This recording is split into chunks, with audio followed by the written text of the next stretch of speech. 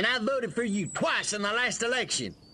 Now I'm entitled to a... Hello there, you sexy PlayStation gamers, and welcome back to another Pure PlayStation video review on Pure Play TV. And this time it's Destroy All Humans remake for PS4. Remakes and remasters were all the rage a few years back. It felt like not a week went by without one being announced, to the collective groan of the internet. Well, I say collective, I wasn't included. I love remakes and remasters. It's convenient to have classic games on modern consoles, and for the most part, they're massively improved over the originals, so you'll find no hate from me on that front. I vaguely remember playing Destroy All Humans years ago on the PS2, and when I say vaguely, I do mean very vaguely. It's going back 15 years almost. So going into Destroy All Humans remake was basically a fresh start, as I'd forgotten a lot of what made the original game so fun. But does this spruced up release stay true to the original? And is it worth your money and time?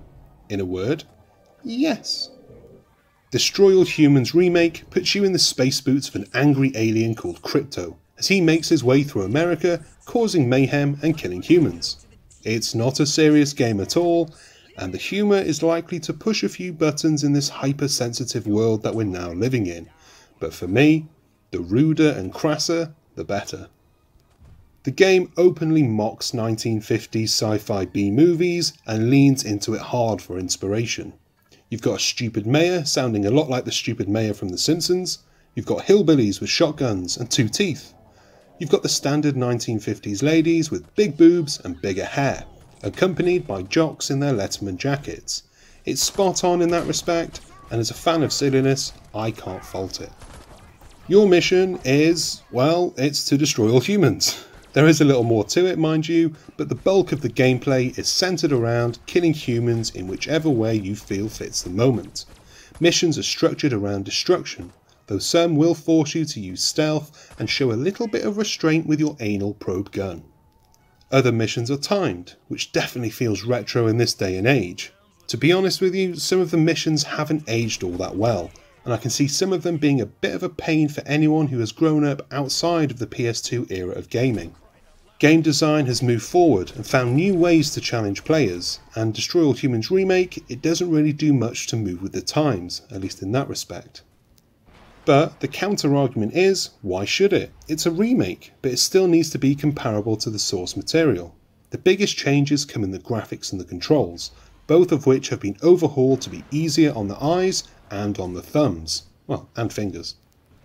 While the game does have a story, it's ridiculous, and honestly, it's not worth following too closely. The big draw here is in getting to the destruction, and once you've completed a set amount of missions, you get to go back to those locations in an open world setting, where you're free to do whatever you want. You can throw people around, probe their bums, or explode their brains. Or you can hop into your ship and go on a rampage, destroying entire towns while fighting off the ever-increasing enemy presence. Once the army shows up, you're in trouble, but if you've got the right upgrades, and there are lots of them, they'll be nothing more than a little nuisance. Honestly, for me, the bulk of my fun came from playing the free roam modes and taking on the challenges. I could easily spend an hour or more in one level, running around being an evil alien before hopping into my ship and recreating that iconic scene from Independence Day. But instead of a White House, I'd be hovering over a Greasy Spoon diner, firing my beam of death downwards, cackling. That's ridiculous.